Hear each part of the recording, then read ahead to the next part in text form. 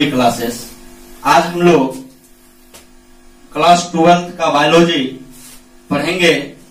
Unit first से chapter 3 human reproduction. First of all headline mention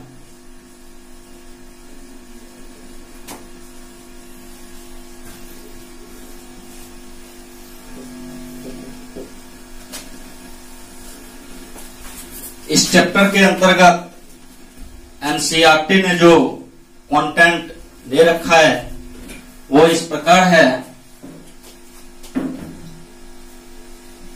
the male reproductive system, उसके बाद है female reproductive system, उसके बाद है गैमीटो जेनेसिस युग्मक जनन, उसके बाद है मेंस्ट्रुअल साइकिल इन फीमेल, उसके बाद है फर्टिलाइजेशन एंड इम्प्लांटेशन, उसके बाद है प्रेगनेंसी एंड एम्ब्रियोनिक डेवलपमेंट, उसके बाद है पार्चुरेशन एंड लैक्टेशन। सो इस टॉपिक को अच्छे तरीके से समझने के लिए हम लोगों को कुछ बेसिक नॉलेज होना जरूरी है। तो कुछ बेसिक नॉलेज जैसे कुछ डिफिनेशन देखेंगे, कुछ ऑर्गन के बारे में जानेंगे। सो आगे देखते हैं। सर्वप्रथम हम लोग ये जाने कि रिप्रोडक्शन क्या है, रिप्रोडक्शन किसे कहते हैं, जीवों को किस लिए रिप्रोडक्शन आवश्यक है। कुछ स्टूडेंट्स के माइंड में चलता है कि रिप्रोडक्शन नेसेसरी फॉर लाइफ, जीवित रहने के लिए रिप्रोडक्शन आवश्यक है, बट ऐसा नहीं है। तो रिप्रोडक्शन के बारे में आगे पढ़े हम लोग, उससे पहले ये जानना जरूरी है कि इस संसार में जो जीवों की कंटिन्यूटी बनी हुई है, सभी जीव के वंश आगे बढ़ रहे हैं। तो इस प्रोसेस के माध्यम से अभी इस संसार में कितना जीव का स्पीसीज मौजूद है वो पता नहीं है, लेकिन जो ज्ञात है वो है 1.7 से 1.8 मिलियन स्पीसीज। एक स्पीसीज के अंतर्गत बहुत सारे मेंबर्स आते हैं जिसको हम लोग पार्टिकुलर जीव के नाम से जानते हैं।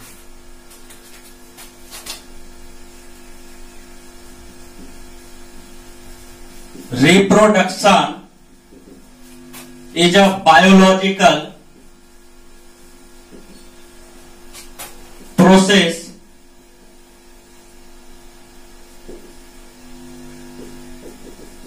in which every organism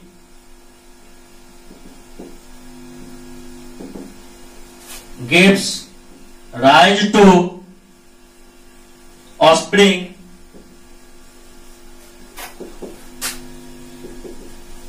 similar to itself।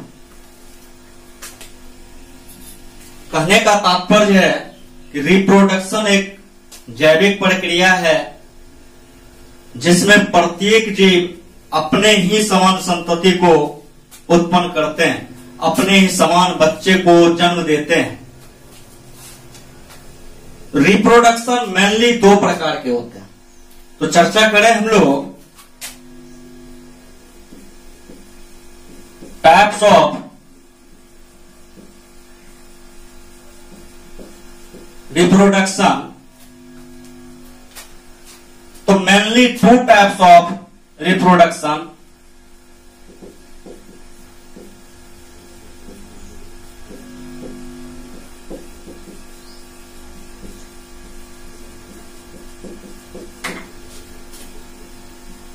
One is sexual reproduction,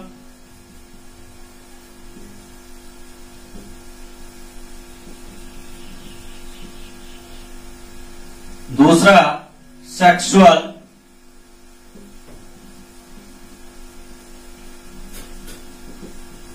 reproduction. Hindi के अंतर्गत इसको अलैंगिक जनन एवं इसको इस सेक्सुअल रिप्रोडक्शन को लैंगिक जनन लिखा जाता है। सो क्या देखें हम यहां देखें कि reproduction is a biological process. यह एक जैविक प्रक्रिया है जो केवल जीवित में ही संभव है, निर्जीव में नहीं। इन विच एवरी ऑर्गेनिज्म, जिसके अंतर्गत या जिसमें प्रत्येक जीव gives rise to offspring similar to itself, अपने ही समान संतान उत्पन्न करता है। सो गाइस यहां समझना है कि हुमेन छोटे हुमेन के प्रतिरूप को जन्म देते हैं, हाथी को उत्पन्न करते हैं, तो अपने ही समान ना उत्पन्न कर पाते हैं। उसके बाद टाइप्स ऑफ रिप्रोडक्शन को देखें तो यहां पर mainly two types of reproduction, मुख्य रूप से दो ही प्रकार के होते हैं, एसेक्सुअल रिप्रोडक्शन और सेक्सुअल रिप्रोडक्शन। एसेक्सुअल रिप्रोडक्शन किसे कहेंगे? एसेक्सुअल रिप्रोडक्शन के ऐसे मोड या मेथड हैं जिसमें सिंगल पेरेंट इन्वॉल्व होते हैं, वन इंडिविजुअल इन्वॉल्व होते हैं, गैमेट का फॉर्मेशन नहीं होता है, फर्टिलाइजेशन नहीं होता है, जायगोट का निर्माण नहीं होता है, फिर भी जीव अपने समान संतान उत्पन्न कर लेता है। वही है asexual reproduction. Mode of asexual reproduction हम लोग पिछले क्लास में पढ़ चुके हैं कि binary fission, multiple fission, fragmentation, budding, sporulation. So यहां पर चर्चा नहीं करना है। हम लोगों का जो मेन टॉपिक है वो है ह्यूमन रिप्रोडक्शन। अब सेक्सुअल रिप्रोडक्शन और एसेक्सुअल रिप्रोडक्शन में कुछ अंतर होता है, तो उस अंतर को आगे जानेंगे, क्या डिफरेंट है दोनों में। परिभाषा मेंशन कर ले हम लोग।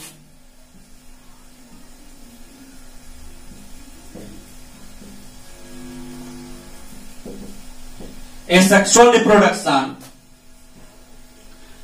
इसको लिखेंगे हम लोग जनन की वह विधि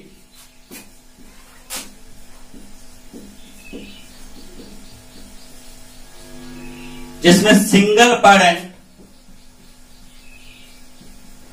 या आप बोल सकते हैं इंडिविजुअल, भाग लेता है। गैमेट का निर्माण एवं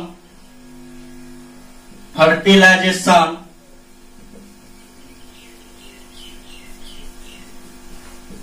नहीं होता है। क्या लिखे यहां पर? जनन की वह विधि जिसमें सिंगल पेरेंट या इंडिविजुअल भाग लेता है, गैमिट का निर्माण एवं फर्टिलाइजेशन नहीं होता है। इसके बिना ही संतान उत्पन्न होते हैं। इसे ही asexual reproduction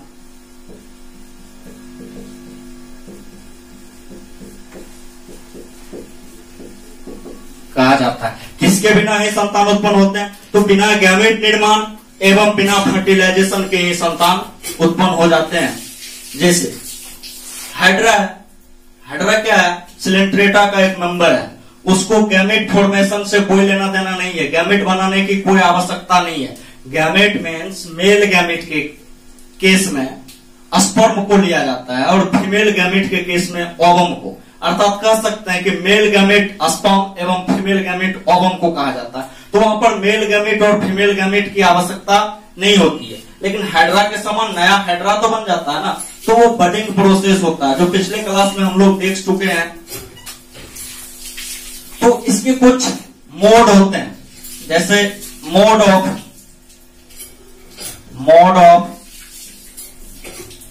asexual reproduction, many types, इसके मैनी मोड हैं, कई तरीके हैं। जैसे फिजन, इसको बोलते हैं ना खंडन, तो ये भी दो प्रकार से, एक बाइनरी फिजन, द्विखंडन, और दूसरा मल्टीपल फिजन।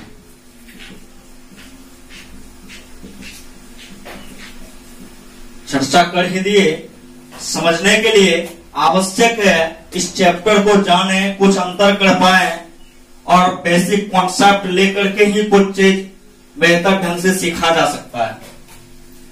तो बाइनरी फिजन का क्या मतलब है? बाइनरी फिजन का मतलब है कि जीव केवल और केवल दो भागों में बंट करके अपने संतान को उत्पन्न करेंगे, जैसे अमीबा।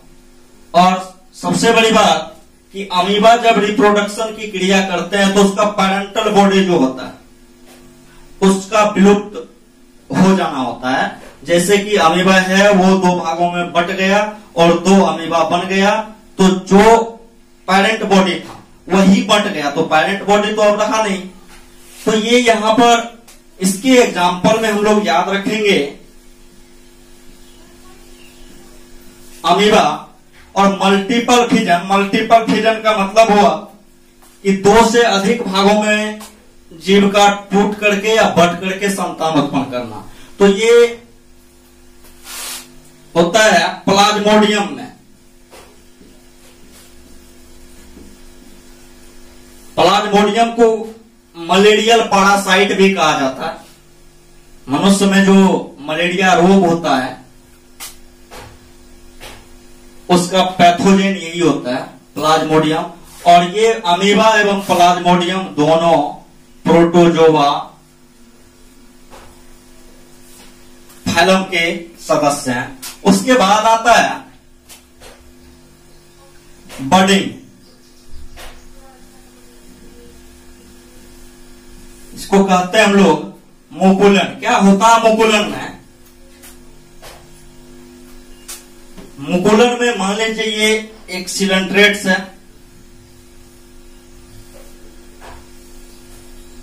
इसको हम लोग हाइड्रा भी कहते हैं। इसका ये माउथ होता है और ये टेंटाकल्स, ये इस प्रकार से ये सभी मेराइन होते हैं, समुद्र में मिलते हैं। ऐसा नहीं कि आपको रोड पर टहलते मिल जाएंगे हाइड्रा, ऐसा नहीं होता है। इसकी ये अभी क्या है? पेरेंट बॉडी है,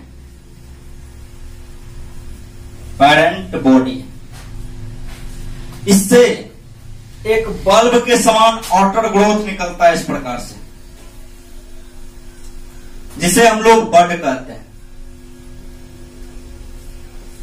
और ये बर्ड क्या होता है, कुछ समय के बाद इस पेरेंट बॉडी को छोड़ देते हैं और अपने स्वतंत्र रूप से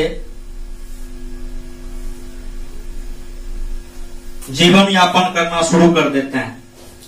तो देखिए यहां पर क्या, ये पेरेंट बॉडी है, इसमें एक बर्ड का फॉर्मेशन हुआ बल्ब के समान, और ये बर्ड क्या हुआ, कुछ समय बाद इस बॉडी को छोड़ दिया, पेरेंट बॉडी को छोड़ दिया और नए रूप से अपना जीवन स्वतंत्र रूप से बिताना शुरू कर दी।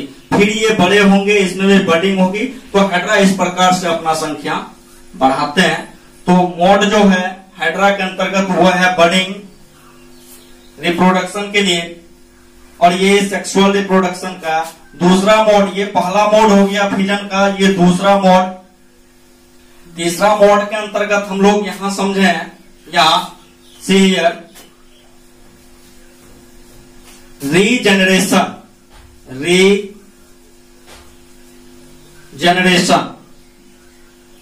इसको हम लोग कहते हैं पुनरुद्भवन हिंदी में। रीजेनरेशन क्या होता है, कोई जीव है वो एडल्ट हो गया तो वो टुकड़ों टुकड़ों में बंट जाएंगे और प्रत्येक टुकड़ा एक जीव बना देंगे, या नेचुरली रूप से या कृत्रिम रूप से। अगर कुछ जीव के शरीर को, जैसे प्लेनेरिया के शरीर को काट दिया जाए तो उसका कटा हुआ प्रत्येक टुकड़ा नए प्लेनेरिया को उत्पन्न कर देते हैं। सो इसका जो मस्ट एग्जांपल है वो है प्लेनेरिया।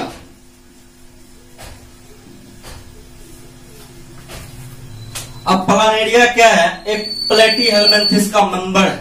प्लेटीहेल्मिन्थिस फाइलम है जिसका वह एक मेंबर है, फ्लैटवर्म, चपटा कृमि जिसको हम लोग कहते हैं।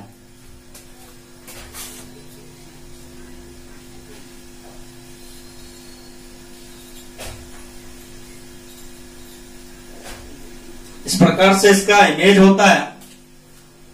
अगर आप इस प्लेनेरिया को, ये प्लेनेरिया था, इसको इस प्रकार से अगर काट दिया जाए तो ये प्रत्येक टुकड़ा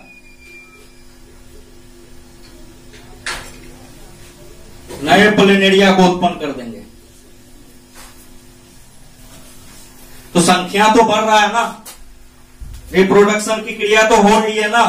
तो रीजनरेशन जो हाइड्रा में भी होता है, रीजनरेशन हाइड्रा में भी होता है, प्लेनेरिया में भी होता है और स्पॉन्ज में भी होते हैं। तो जैसा एग्जाम्पल में रहे और क्वेश्चन रहे तो थोड़ा सा देंगे, लेकिन मस्ट एग्जाम्पल जो है और जो पूछा भी जाता है कि बर्डिंग द्वारा या मुकुलन द्वारा जनन किसमें होता है, तो वो है हाइड्रा।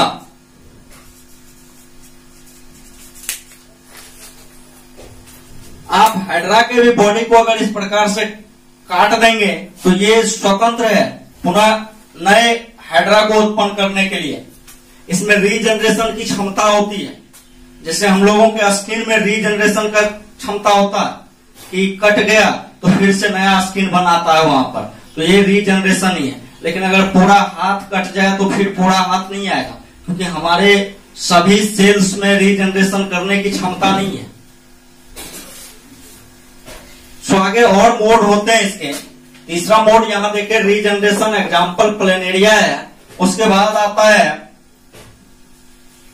और मोड को देखें जिसको हम लोग कहते हैं फ्रैगमेंटेशन।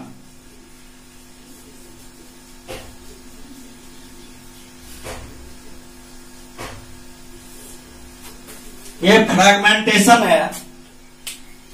तो फ्रैगमेंटेशन का मतलब है खंडीभवन, खंड खंड में टूटेगा और पुनः एडल्ट हो जाएगा, नए जीव के रूप में वो अपना जीवन यापन करेंगे। तो फ्रैगमेंटेशन खास करके होता है फिलामेंटस अलगी में, जो भी तंतुवत शैवाल है उसमें, जिसका सबसे बेहतर एग्जाम्पल है एस्पायरोगैरा। एस्पायरोगैरा एक फिलामेंटस अलगी है और इसका बॉडी इस प्रकार से होता है।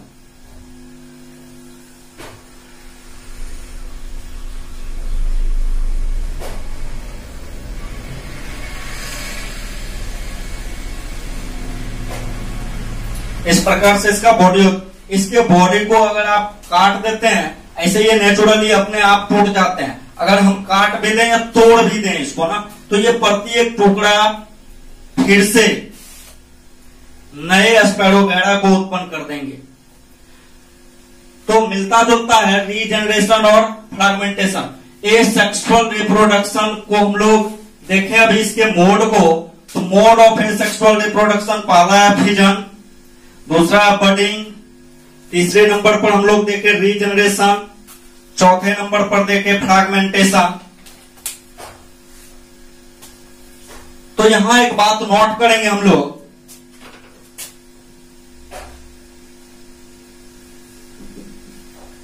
एसेक्सुअल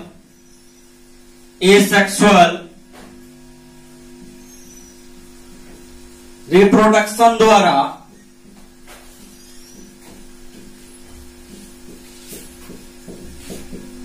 उत्पन्न संतान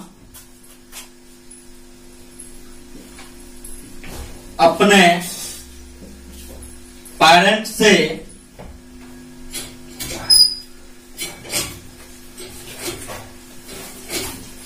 मॉर्फोलॉजिकली, आकारिकीय रूप से, मॉर्फोलॉजिकली मतलब आकारिकीय रूप से एवं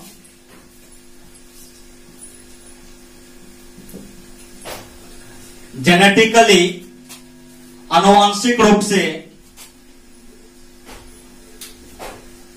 समान होते हैं। इसीलिए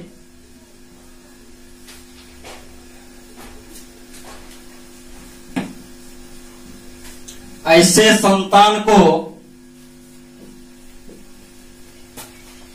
क्लोन, ऐसे संतान को क्लोन, एक पुंजक या हूबहू, हिंदी होता क्लोन का मतलब समझे यहां हम लोग हूबहू,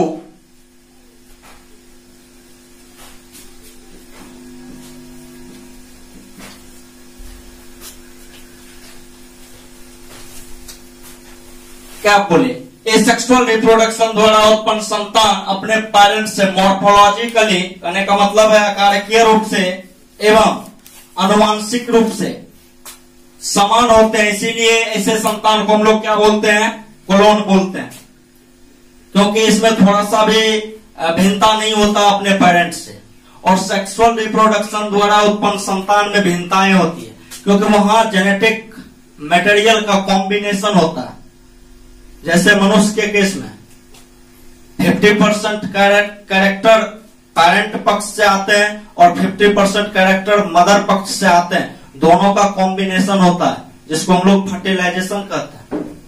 अर्थात जो कैरेक्टर होता है फादर से आने वाले वो स्पर्म के माध्यम से आते हैं, और जो कैरेक्टर होता है मदर से आने वाला वो ओवम के माध्यम से आता है। और फर्टिलाइजेशन क्या होता है, मेल गैमेट एवं फीमेल गैमेट के फ्यूजन को फर्टिलाइजेशन कहा जाता है। स्पर्म एवं ओवम के संलयन को ही तो निषेचन कहते हैं। और निषेचन के द्वारा क्या होता है, डिप्लॉयड कैरेक्टर आता है जायगोट में, डिप्लॉयड फॉर्म में जायगोट होते हैं, हैप्लॉयड फॉर्म में गैमेट होते हैं।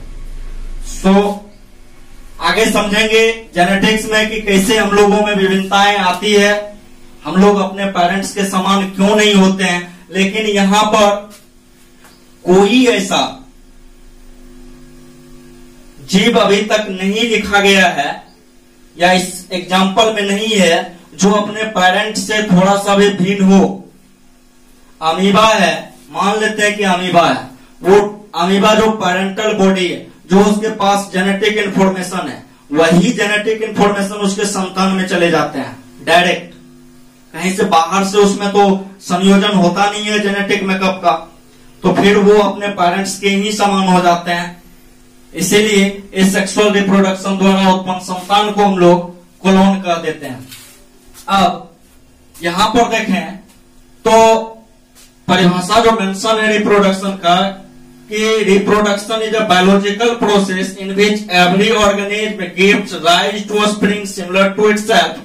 कहने का मतलब है कि प्रत्येक जीव अपने समान संतान उत्पन्न करते हैं। अगर प्रत्येक जीव अपने समान संतान उत्पन्न नहीं करेंगे तो वेरिएशन और बढ़ जाएगी और साइंटिफिक दृष्टिकोण से बहुत सारी दिक्कतें आएंगी। क्या प्रत्येक जीव जनन करते हैं? तो नहीं, कुछ ऐसे भी जीव हैं जो जनन की क्रिया नहीं कर पाते हैं, फिर भी वो जिंदा रहते हैं। तो इस बात से ये स्पष्ट है कि रिप्रोडक्शन आवश्यक है केवल अपने संख्या को बढ़ाने के लिए, अपने स्पेसीज के अस्तित्व को इस संसार में बनाए रखने के लिए। कोई भी संतान जो सेक्सुअल रिप्रोडक्शन द्वारा उत्पन्न होता है वो पुनः ग्रो एवं मैच्योर करके अपने ही समान संतान को उत्पन्न करते हैं, जिससे उस स्पेसीज का या उस जीव का वंश इस संसार में मौजूद रहता है। तो एग्जाम्पल देखेंगे हम लोग। एक एग्जाम्पल है म्यूल का।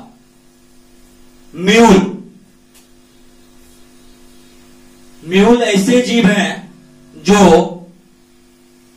Mail Dunki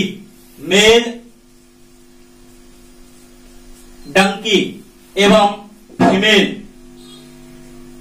horse, mail Dunki एवं फीमेल हॉर्स के मैटिंग से बनता है। म्यूल एक ऐसा जीव है और ये रिप्रोडक्शन की क्रिया नहीं करते हैं, फिर भी जीवित रहते हैं। इस बात से स्पष्ट है कि जीवों को जीवित रहने के लिए रिप्रोडक्शन की आवश्यकता नहीं है। रिप्रोडक्शन केवल आवश्यक है तो अपने संख्या को बढ़ाने के लिए और अपने स्पीसीज के अस्तित्व को इस संसार में बनाए रखने के लिए। और एक एग्जांपल जानते हैं हम लोग, हिनी। तो बोलते हैं हिनी, ये क्या होता है? ये भी इसी दोनों के मैटिंग से बनते हैं, लेकिन यहां पर मेल फीमेल में चेंजिंग होता है।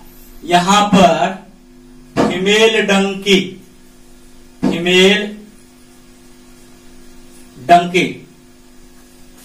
थोड़ा सा मेंशन कर लेंगे आप लोग, स्पेलिंग DONKE डंकी।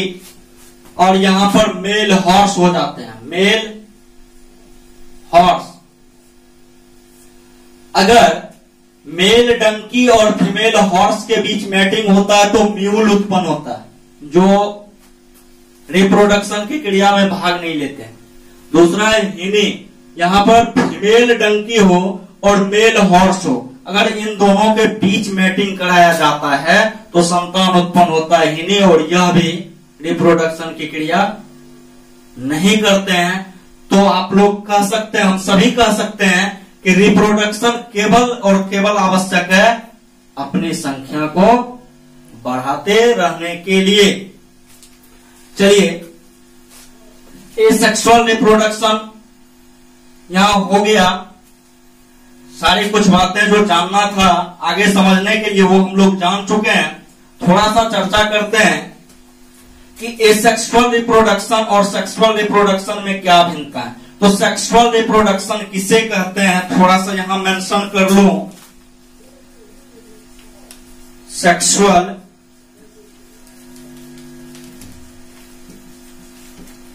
रिप्रोडक्शन, यहां पर मेंशन कर लो तो क्या लिख सकते हैं हम लोग? लिख सकते हैं जनन की वह विधि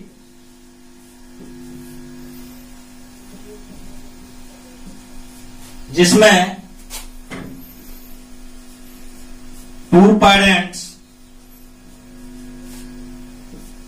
या लिख सकते हो ऑपोजिट सेक्स, एक मेल तो दूसरा फीमेल, टू पेरेंट्स या ऑपोजिट सेक्स भाग लेते हैं गैमेट निर्माण एवं फर्टिलाइजेशन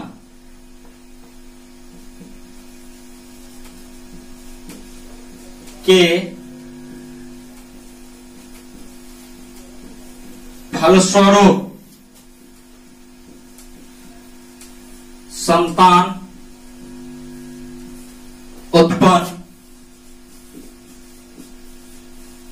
होता है तो उसे जनन की वह विधि जिसमें टू पेरेंट्स या ऑपोजिट सेक्स, एक मेल या दूसरा फीमेल, यहाँ इंडिविजुअल शब्द भी हम लोग यूज कर सकते हैं। इंडिविजुअल क्या होता है? इंडिविजुअल देखिए 1.7 से 1.8 मिलियन स्पेसीज प्रेजेंट है। यहाँ स्पेसीज क्या है? तो हम लोग क्लासिफिकेशन जब पढ़ रहे थे तो वहां अध्ययन कर चुके हैं कि क्लासिफिकेशन के यूनिट को स्पेसीज कहा जाता है। तो एक स्पेसीज के अंतर्गत हम लोग आते हैं जिसे सेपियंस कहा जाता है। अब सेपियंस का एक मेंबर, मैं अकेला एक इंडिविजुअल हूं, किसी भी स्पेसीज के सिंगल मेंबर को इंडिविजुअल या इंडिविजुअल कहा जाता है। यहां देखें, टू पेरेंट्स से ऑपोजिट सेक्स भाग लेते हैं, गैमीट निर्माण एवं फर्टिलाइजेशन के फलस्वरूप संतान उत्पन्न होता है तो उसे सेक्सुअल रिप्रोडक्शन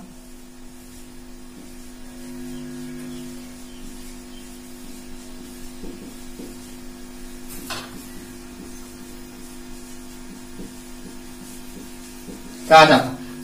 जैसे मानव सेक्सुअल रिप्रोडक्शन करने वाले जीव हैं, लैंगिक जनन करने वाले जीव हैं।